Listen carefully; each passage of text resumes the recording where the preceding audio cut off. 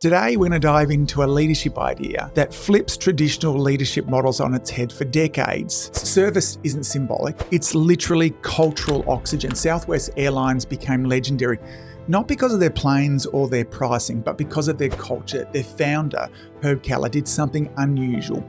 He worked on the front lines. You'd often find him loading luggage, he'd serve drinks, he'd be found staying up all night during weather delays. Now, because he modelled service, the staff modelled service, and Southwest became the only airline in history to stay profitable for 47 straight years. Remember, traditional leadership uses staff to achieve goals. Servant leadership develops staff so they can achieve goals. When your staff grow, your practice grows, and when your staff stagnate, everything stagnates. Good morning, good afternoon, and good evening, folks. Hey, welcome to another episode of the Marketing in Practice podcast, the podcast where I have the pleasure of simplifying the marketing and the mindset so you, the chiropractor, can increase your income, your impact, and your enjoyment in practice too. Now, today we're going to dive into a leadership idea that flips traditional leadership models on its head for decades. The unspoken rule in many chiropractic practices has been the team is here to support the doctor. The doctor is the center. The doctor is the driver. The doctor is the one being served. But here's the truth that few people talk about. That model creates burnout, frustration, and constant turnover with your staff. And it's exactly the opposite of effective leadership. The best leaders in business, in elite teams, and in chiropractic practices too understand a simple but powerful principle, and it's this. Great leadership is serving your team, not expecting your team to serve you. I'll say that again. Great leadership is serving your team and not expecting them to serve you. Now, this doesn't mean that you do their job. It doesn't mean that you avoid high standard. It means that you create the conditions where your people can do their best work. You remove obstacles, you create clarity, you support growth, and you protect culture. It's the difference between being a boss and being a leader. I'm going to say that again. The difference between being a boss and being a leader, between command and control and service and support. And when you get this shift, everything in your practice changes. Retention goes up, staff stress goes down, training becomes easier, and your practice is going to end up feeling a whole bunch lighter. So today, we're going to unpack this. We'll explore where leadership often breaks down, what servant leadership looks like in a chiropractic practice, and how to start embodying this approach from today. Now, let me take you to a team that many people call the greatest team in sports history, the New Zealand All Blacks. This team has a phenomenal 86% winning record over more than a century, 100 years. A team that has produced legends, dynasties, and a global standard of excellence. And yet, here's the part most people don't know about. In the All Blacks, leadership isn't about being the star, it isn't about being an authority, and it isn't about being the best player on the field. It's all about service. There's a tradition inside called sweeping the sheds. I've spoken about this previously on the podcast. After every match, win or lose, the senior players, the captains, the icons of the sport, they stay behind to clean the locker room. They pick up the tape, they wipe the surfaces, and they sweep the floors, not because they have to, but because they want to embody a principle that guides the entire culture, and that is never be too big to do the small things. In the All Blacks, leadership starts with humility. It starts with serving the team. It starts with making the environment better for the people around you. No one is above the basics. No one is above the team. And no one leads by standing on the shoulders of others. They lead by lifting others up. And that's the heart of what we really want to explore today. Because here's the punchline. If the highest performing team in the world leads by service, humility, and people development, then chiropractic teams should also. So how do you know if leadership in your practice needs attention? How do you know if a service-based leadership is actually missing or if everything is functioning as it should? Think of this as a quick leadership audit that we'll go through now. 5 signs that might indicate that you're not leading through service the way that you think you are. Now, number 1 is your team constantly needs you to make a decision. So if every small question funnels back to you as the doctor, from scheduling to supplies to patient flow. That's not a staff problem. That's a leadership problem. It means clarity, trust, or training is missing. Okay, that's the first point. The second one, problems keep resurfacing instead of resolving. So when the same fire keeps popping up, from front desk chaos to patient confusion, miscommunication, it's often because there are systems that aren't clear, okay, or the team doesn't feel supported to follow them, okay?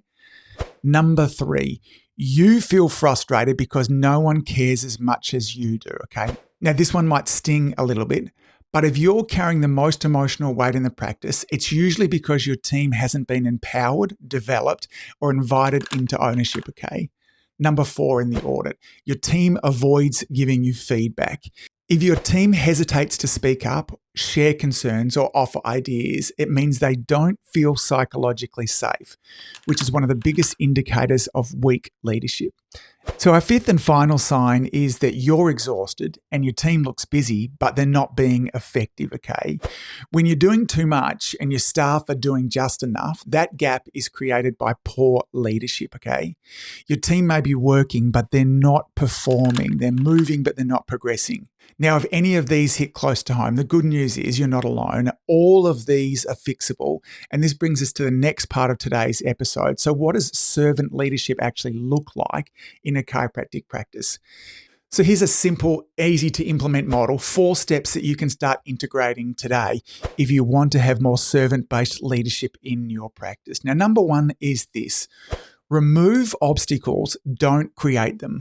Servant leaders don't micromanage. They don't bog down their team with confusion, unclear expectation, or sudden changes. Instead, they ask, what's slowing you down? What would make this easier for you? Or where are you getting stuck? And then they get to work clearing the path so that people can move faster and smoother, and they can do this with confidence. Now, here are some examples of what your team might say when you ask this question: what's slowing you down? Maybe it's, I'm not always sure which patients should be rebooked for progress exam, or the phone keeps ringing during peak times and it pulls me away from the front desk. Or it's the computer that's been glitchy and slows down check-ins. Or maybe sometimes I'm waiting for you to finish a conversation before I can take a patient into the room, okay? Or they could be saying, I'm unclear about which tasks take priority when things get busy there as well. These are all things that slow our front desk down, okay? Your job is to solve those problems, okay? Again, another question to ask them: what would make life easier for you? It could be like a simple cheat sheet for care plans that would help them explain things more confidently. If they had a weekly 10-minute huddle that would keep them on track, make sure everybody's on the same page. Maybe they need a clear script for payments that would reduce their stress and improve their confidence. Maybe you could give them feedback more regularly so they'd know that they were on track. Or maybe a standard checklist for closing the office would help them feel less rushed at the end of the shift. When you ask the question, where are you getting stuck, they might answer questions like this: I'm not always sure how to handle when a patient is running late. Sometimes I don't know the best way to respond when patients ask clinical decisions. Maybe they feel unsure when you change something mid-shift and they haven't been told why. You know, we often do this as chiropractors. They're not confident entering new patients into the software, or they get stuck when 2 things feel urgent at the same time and they don't know which one to do first. Now, this is the opposite of the old model where staff are constantly removing obstacles for the doctor. Your job here is to help them solve these problems, okay? When you do this, you increase the confidence of the staff, the competency of the staff there too, and you become a better leader, okay? Now, number 2, if you want to move into a servant model, is creating clarity and communicating it often. Most team frustration comes from ambiguity, okay? Servant leadership means creating crystal clear roles, expectations, standards, processes, priorities, and then repeating that clarity again and again, all right? Let me say that again. Most team frustration comes from ambiguity, and servant leadership means creating crystal clear roles, expectations, standards, processes, and priorities, and then repeating clarity again and again. It's in the repetition, folks. When your team knows what great looks like, they can rise to it. When they're guessing, they're playing small. Now, here's a few ways that you can bring clarity to your practice. Define what great looks like with every role. Don't just tell your CA. Give a great new patient welcome. Describe it, okay? Great might mean warm eye contact, using the patient's name twice, offering reassurance about what comes next. When it's clear, it's easy for our staff to be able to perform that way. Use simple visual tools, wall charts, checklists, one-page guides. These do more to reinforce clarity than long manuals that no one is going to read. Create a weekly rhythm of communication, okay? A Monday huddle, a midweek check-in, and a Friday wrap-up. These things reduce 80% of the miscommunication that might happen along the way. Clarify decision boundaries. What decisions can your CA make independently, and what do they need to check in? Spell it out really clearly, okay? And finally here, you need to audit clarity every quarter. You need to ask your team what feels fuzzy or unclear right now, because their answers will show you exactly what needs to tighten up, okay? Step number 3 here, if we want to have more servant leadership, is develop your people, don't just use them. Traditional leadership uses staff to achieve goals. Servant leadership develops staff so they can achieve goals. There's a big difference in that too. And here's how to bring that to life. You need to invest in regular training, not just once a year, not when someone or something breaks, but it needs to be ongoing. You want to be thinking about weekly micro trainings. These need to be just as little as 5 to 10 minutes, monthly skill workshops, quarterly deep dive days. Training shows your team that you believe that they can grow and that you expect them to, okay? You need to delegate stretch roles. You need to give responsibility before you think they're ready. That's how readiness is built. Let a CA lead the morning huddle or have an associate design a workshop. Let a team member own a project like a net promoter score, recalls, or social media. Stretching roles grows capability and confidence. And again, it's important that you coach instead of correcting. The old model is, you did this wrong. The new model is, let's walk through this together so you can feel confident next time. Coaching builds ownership and deepens the relationship. You need to give feedback that grows and not shames as well. Feedback should end with, you've got this. It should clarify what great looks like and reinforce belief that they can do it as well. You need to invest in skills, confidence, and purpose. Ask team members, what do you want to get better at? Okay. Where do you want to grow this year? What feels exciting for you? When you develop your people, you develop your practice as well. And at Disney parks, every performer from the parade dancers to the character actors has an understudy. And not because they expect someone to fail, but because they believe in developing everyone. One Disney supervisor shared that they had an understudy for a major parade role that practiced for months without performing live. One day, the lead got sick just before showtime and the understudy stepped in, and they stepped in flawlessly. Afterwards, the supervisor said, we don't train people for where they are. We train them for where they're going. That's servant leadership, okay? We develop people before we need them. And when your staff grow, your practice grows. And when your staff stagnate, everything in your practice stagnates too. Now, the fourth and final thing, if we want to have servant leadership inside our practice, is to model the culture that you want to see. Culture flows from the leader's behavior, not from the leader's words, okay? If you want calm, you must be calm. If you want high standards, you must live high standards. If you want service, you must model service. Here's how to embody this daily. Be the emotional baseline, because your team regulates off your state. If you walk in rushed, they tense up. If you walk in grounded, they settle. Your nervous system is the one that sets the tone. So you need to demonstrate standards instead of demanding them.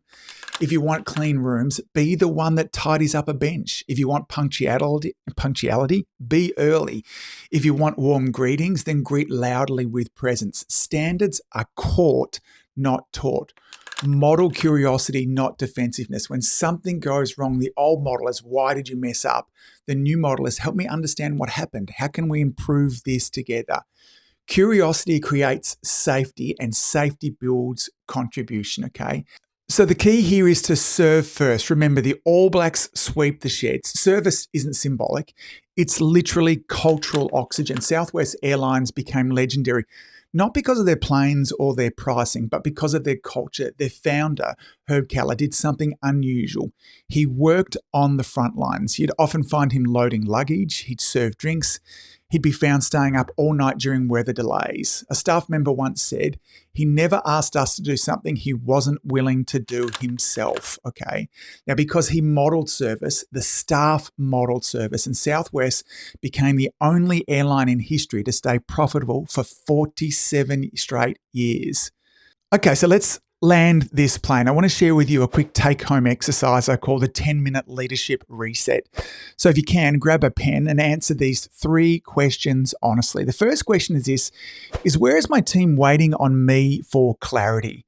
Think of any area where staff look hesitant, are asking repeated questions, or they're working at half speed, and write down one place where you can bring more clarity this week.